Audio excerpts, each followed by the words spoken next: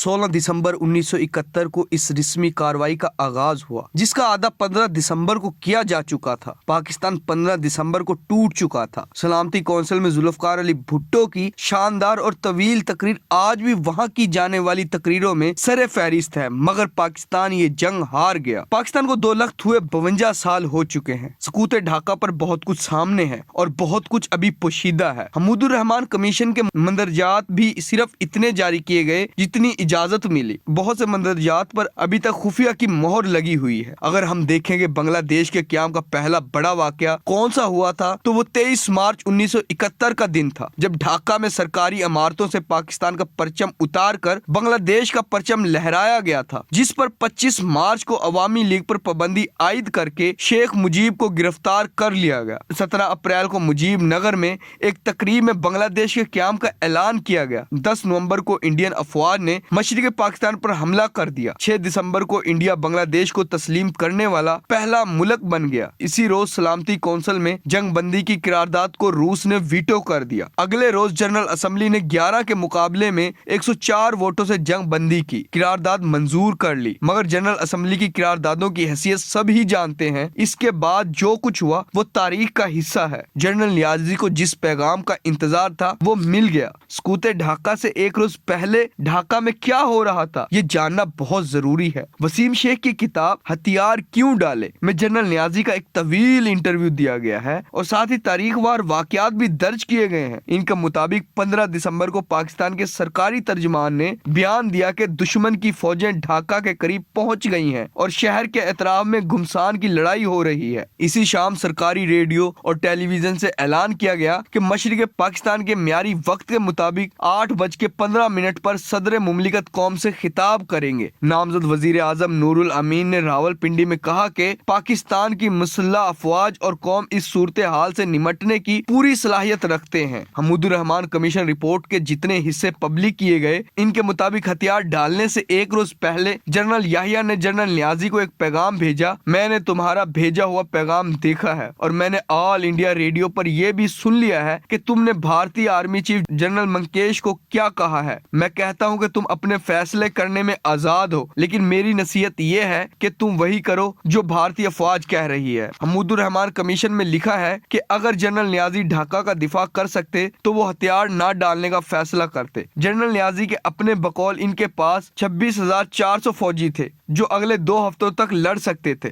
दुश्मन को भी ढाका में मजीद फौजें इकट्ठा करने में 1 हफ्ता लगना था और इस तरह इसे ढाका पर कब्जा करने में भी मजीद 1 हफ्ता और लग जाता। जनरल नियाजी 7 दिसंबर 1971 के बाद अपने अहम महाज जयसूर्या ब्राह्मण बारी पर शिकस्त खाने के बाद हौसला खो चुके थे, इसलिए वो अब सिर्फ इन अहकामात के इंतजार में थे जो इन्हें जनरल याहिया की जानिब से मिलने थे और बिल आखिर इन्हें 15 दिसंबर को मिल गए। सलामती कौंसिल में क्या हुआ था? पाकिस्तान के नायब वजीर आजम और वजीर खारजा जुल्फकार अली भुट्टो ने सलामती कौंसिल में तवील तारीखी तकरीर की जो मशरिक़ पाकिस्तान को तो ना बचा सकी, लेकिन इन्हें एक कौमी और आलमी लीडर के तौर पर रोशनास कराई गई। इन्होंने कहा कि हिंदुस्तान की तकसीम भी हिंदुओं की हट धर्मी की वजह से हुई। ये तंग नजर है। मैंने पहले भी कहा था कि अगर फ्रांसीसी और जर्मनी इकट्ठे बैठ सकते हैं, रूस और अमेरिका, चीन और अमेरिका अपने ताल्लुकात का नया दौर शुरू कर सकते हैं, तो पाकिस्तान और इंडिया क्यों नहीं? हम ऐसा करना चाहते हैं, लेकिन जैसे कि 1967 की अरब इसराइल जंग में इसराइल को जो फौजी बर्तरी हासिल हुई, इसके बाद वहां अमन के इम्कानात मादूम हो गए हैं। अगर आप पाकिस्तान को भी फौजी हवाले से महकूम बनाना चाहते हैं, इसके बाद वहां भी अमन के इम्कानात खत्म हो जाएंगे। हम बहादुर कौम है जो लड़ना जानते हैं और अगर हमें मजबूर किया गया तो हम 1000 साल तक लड़ेंगे। अब ये आप पर मुनहसिर है कि आप वहां अमन और बका बाहमी चाहते हैं या हमेशा के लिए एक दूसरे के दुश्मन चाहते हैं। अपने तवील खिताब के बाद इन्होंने इजलास से वॉकआउट किया और सलामती कौंसिल में तकरीर के लिए बनाए गए अपने नोट्स फाड़ते हुए कहा कि मैं अपना वक्त जाया नहीं कर सकता। मीडिया से बात करते हुए इन्होंने कहा कि अगर जरूरत हुई तो आगा शाही पाकिस्तान की नुमाइंदगी कर सकते हैं। भुट्टो के साथ अक़वाम मुत्तहिदा में पाकिस्तान के मुस्तकिल मंदूब आगा शाही ने भी सलामती कौंसिल में वॉकआउट किया। भुट्टो ने रूस और इंडिया पर सख्त इल्जामात आयद किए और कहा कि ये इनकी चालाकी है, वो ढाका पर कब्जे का इंतजार कर रहे हैं। मैं पाकिस्तान को टुकड़े टुकड़े करने की कार्रवाइयों में फ्रीक नहीं बन सकता। इनका मजीद कहना था, सलामती कौंसिल में आप कोई फैसला करें, आपको इख्तियार है। आप मशरिक़ पाकिस्तान पर गैर कानूनी कब्जे को قانونی شکل دے سکتے ہیں، لیکن میں ان کارروائیوں میں آپ کا شریک نہیں بن سکتا۔ بھٹو نے اپنی تقریر کے دوران امریکہ اور چین کی تعریف کی۔ ہتھیار ڈالنے کے وقت میں 15 گھنٹوں کی تاخیر۔ 15 اگست کو انڈین فضائیہ نے کراچی کی ایک بستی میں بمباری کی، جس سے 30 افراد جان سے گئے اور 100 سے زائد زخمی ہوئے۔ اس طرح مشرقی پاکستان کے شہری علاقوں میں بمباری سے سینکڑوں افراد کی موت ہوئی اور سلہٹ پر بھی بھارتی فضائیہ نے حملے کیے۔ 15 اگست کو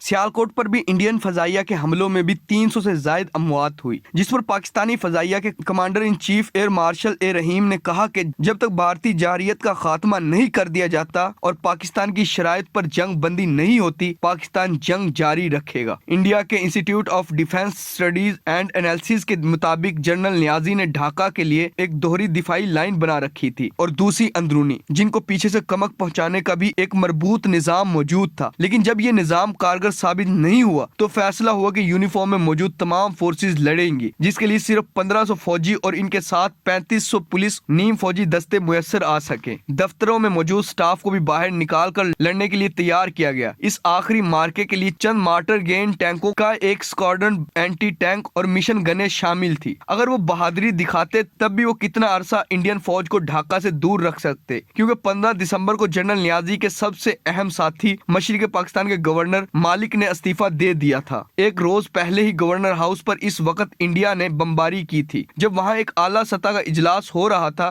گورنر وہاں سے اپنی جان بچا کر انٹر کانٹیننٹل ہوٹل آ گئے تھے، جسے ہلال احمر نے نیوٹرل زون قرار دیا ہوا تھا۔ دوسری جانب انڈین آرمی چیف جنرل منکاش مشرقی پاکستان میں اردو، بنگالی اور پشتو کے ذریعے پمفلٹ گرا رہے تھے، جس میں کہا جا رہا تھا پاکستانی فوجیں اگر جنگ بندی چاہتی ہیں تو وہ ہر صورت 16 دسمبر کو صبح 9 بجے تک ہتھیار ڈال دیں، اور ساتھ ہی اس نے پاکستانی فوج کو جنرل اروڑا سے رابطہ کرنے کا کہا، اور ساتھ ہی آفر بھی کی کہ اگر جنرل نیازی ہتھیار ڈالنے پر آمادہ ہوں تو وہ 15 دسمبر کو صبح 5 بجے ڈھاکہ میں جنگ بندی کر دیں گے۔ جنرل نیازی کی درخواست پر بعد ازاں ہتھیار ڈالنے کے وقت کو 15 گھنٹے آگے کیا گیا، جس پر انڈین آرمی چیف نے کہا کہ اگر 16 دسمبر کو صبح 9 بجے تک ہتھیار نہ ڈالے گئے تو وہ دوبارہ فضائی حملہ شروع کر دیں گے۔ آخرکار 16 دسمبر کو اس رسمی کارروائی کا آغاز ہو گیا، جس کا آغاز 15 دسمبر کو کیا جا چکا تھا۔ پاکستان 15 دسمبر کو ٹوٹ چکا تھا۔